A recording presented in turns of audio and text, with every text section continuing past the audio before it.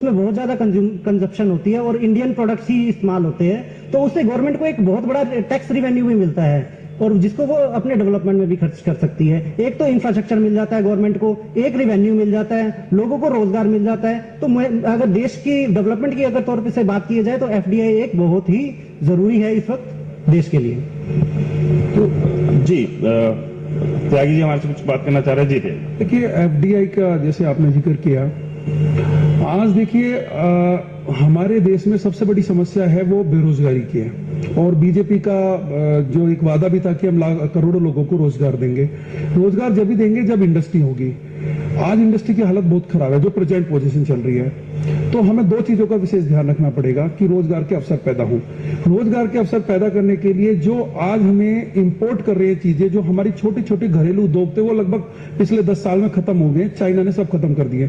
तो हमें इंपोर्ट पर टैक्स बढ़ाना चाहिए। जो चाइना से मेटेरियल आ रहे हैं, चाहे वो दिवाली की लड़ी हो, चाहे होली का गुलाल हो या छोटे छोटे खिलौने हो, हमारी सारी मार्केट खत्म कर दी है चाइना ने।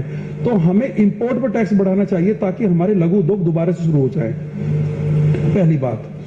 दूसरी बात, जो एफडीआई की आपने बात करी, एफडीआई जब आएगी, कोई कंपनी यहाँ इन्वेस्ट करेगी और डिफेंस में जैसे 49% की बात करिए, अल्टीमेटली उससे हमारे लघु उद्योग जुड़ेंगे तो लाखों करोड़ों लोगों को उससे रोजगार मिलेगा। तो एफडीआई आने से इंडस्ट्री के लिए भी बहुत बड़ी राहत होगी। लाखों इंडस्ट्री जुड़ेंगे। आप देख सकते हैं गुड़गांव में जब मारुति कंपनी आई तो उसके साथ आज कम से कम 5000 कंपनियां जुड़ गई।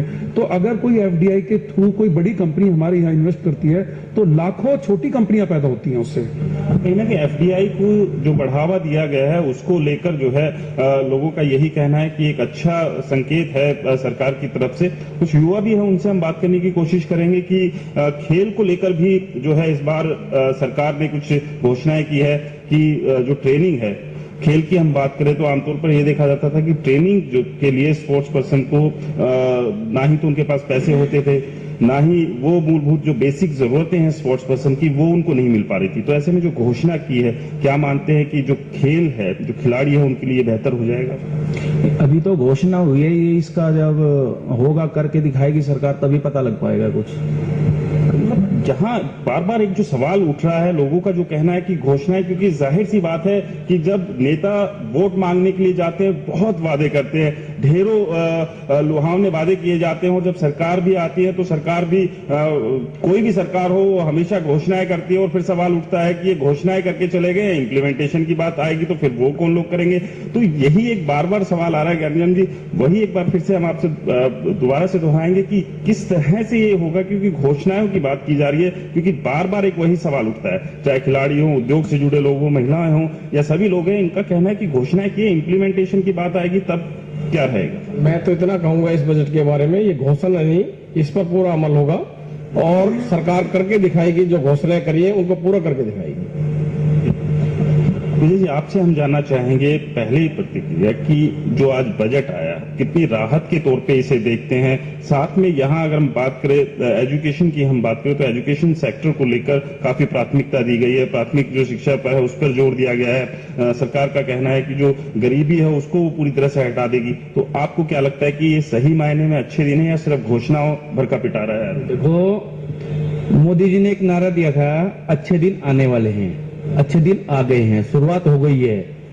अभी आपके टीवी पे चल रहा है जेटली की पोटली। जेटली की पोटली में हर वर्ग को कुछ ना कुछ दिया गया है। गरीब वर्ग को, निम्न वर्ग को, मध्य वर्ग को, उच्च वर्ग को, सबको कुछ ना कुछ दिया है। स्वास्थ्य को, सेवा, शिक्षा को, हर वर्ग को कुछ मिला है। और मैं सभी को विश्वास दिलाता हूं कि इंप्लीमेंट होगा इस बजट पे। पिछले शायद हो सकता है लोगों का विश्वास नहीं हो, क्योंकि पिछले 10 साल से नहीं हो रहा था इसके ऊपर, अब होगा।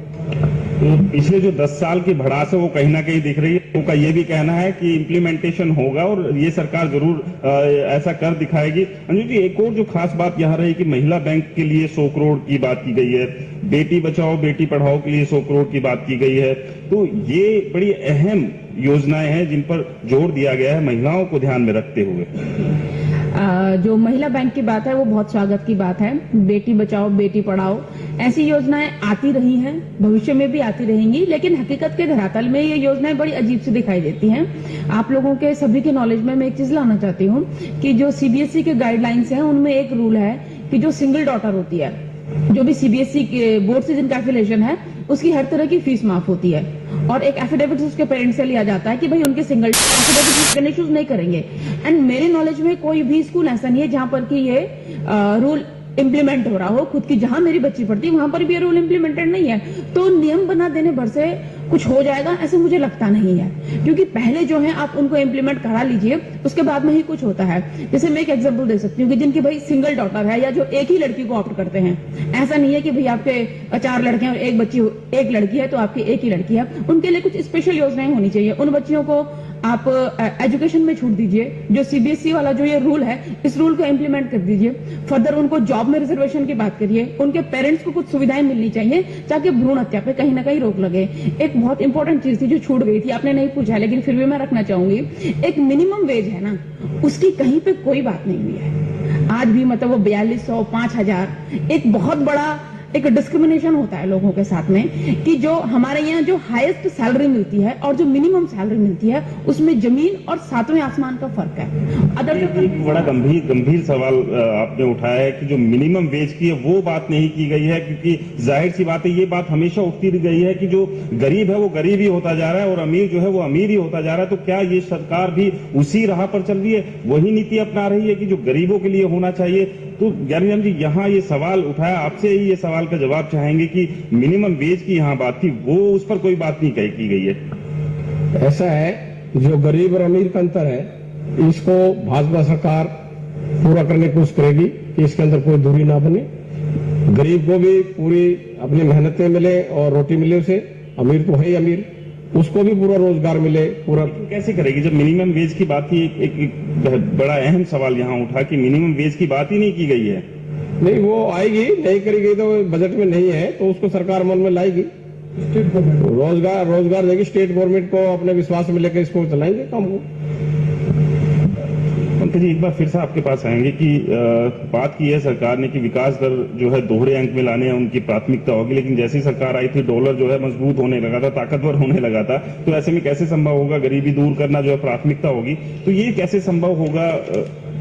देखिए अब मोदी सरकार ने अलग अलग विभागों को जैसे 100 करोड़ 500 करोड़ अलग अलग विभागों को दे तो दिए, मगर सरकार को इस तरफ सोचना चाहिए कि अभी सिर्फ देश के अंदर सिर्फ 2 करोड़ लोग टैक्स पे करते हैं। अब सरकार को ध्यान देना चाहिए कि कितने और लोग इस कैटेगरी के अंदर शामिल किए जा सकते हैं। आज के परिवेश में जो इनकम टैक्स भरता है, इनकम टैक्स रिटर्न भरता है, वो सोचता है कि यार मैंने इनकम टैक्स रिटर्न भर के आफत मोल ले ली, क्योंकि उसको इनकम टैक्स से नोटिस आ जाते हैं, कभी क्या हो जाते हैं। जो ईमानदारी से टैक्स पे कर रहा है वो फंसता है, और जो कैश में लाखों ट्रांजैक्शन करते हैं और जिनके पास बहुत ज्यादा प्रॉपर्टियां हैं उनकी कोई आइडेंटिफिकेशन नहीं है, करोड़पति लोग हैं और वो इनकम टैक्स रिटर्न भरते ही नहीं है। तो सरकार तो ये थे राज वर्मा जो हमें जानकारी दे रहे हैं कि किस तरह से गुड़गांव की जनता इस बजट को कैसे देखती है। राज, आपने तमाम हिस्सों को छूने की कोशिश की, आपने लोगों से जानने की कोशिश की कि क्या है लोगों की इस बजट से उम्मीदें थी और कैसा उन्हें बजट लगा। इस तमाम बातचीत के लिए बहुत बहुत शुक्रिया राज, और आपके साथ मौजूद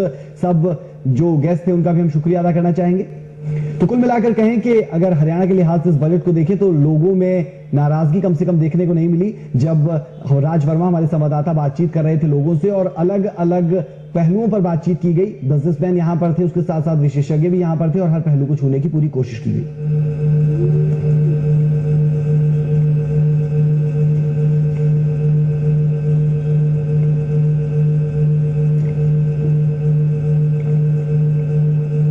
अभी के लिए हरियाणा एनसीआर में इतना ही। आप देखिए तिरछी नजर, हमें दीजिए इजाजत, नमस्कार।